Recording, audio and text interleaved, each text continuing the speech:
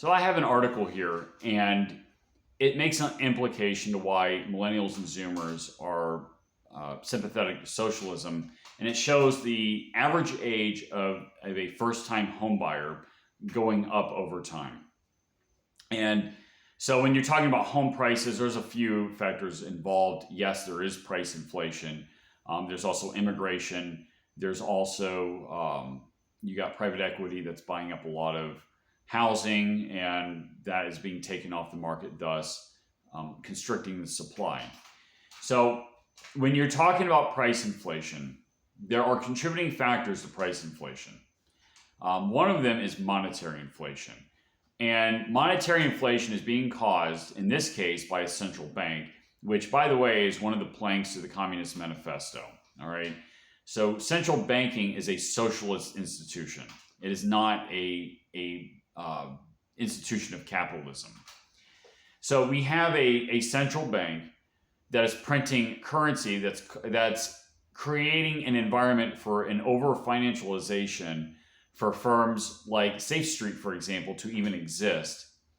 And it's the reason why government is growing as big as it has. It's the reason why we have the relation between government and corporations like the way we do.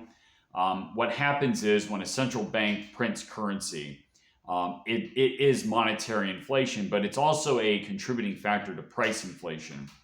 And the people who get that currency first, that batch of currency, that being the big corporations on Wall Street and the government, when they get that batch of currency, they have a purchasing power advantage over the currency that is now inflated, that's not worth as much as the previous currency because we're adding this currency. This isn't like adding value to the economy. The currency is a representation of value.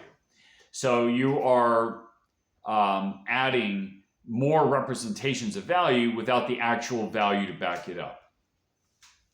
And what happens is that as this currency flows through the economy, there's a wealth transfer in the form of price inflation. You see people that are away from places like Wall Street and Washington, D.C., have to pay for this in the form of higher prices, right? Because we have, all things equal, let's say we have the same number of goods, but we just have more currency chasing the same amount of goods, which means now it takes more of that units of currency to purchase the same unit of good as it was before. So the middle classes, the working classes have to pay for the basically the counterfeiting and the fraud of institutions, much of it in our government, and also corporations like Safe Street, for example, that then uses that new currency that they borrow at practically zero interest, and that they use to buy up all these houses. It's also the same currency that is funded these non-government organizations like the ones that were exposed with Doge that are pushing these agendas, one of which was immigration. So you're basically paying for your own destruction, not just in the form of direct taxes, but also an indirect tax called inflation.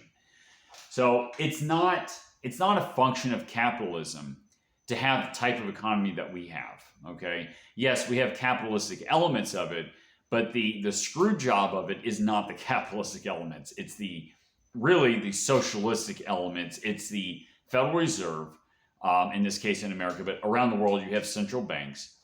It's the relationship between corporations and governments because of the situation that central banks cause, in part.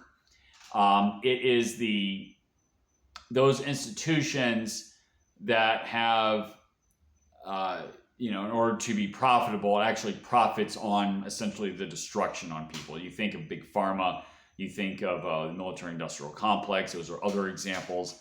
Same thing. They get this currency before anybody else. So before you be sympathetic to socialism, just understand what the problem is. It's actually the socialistic elements that are causing the problems that we see right now.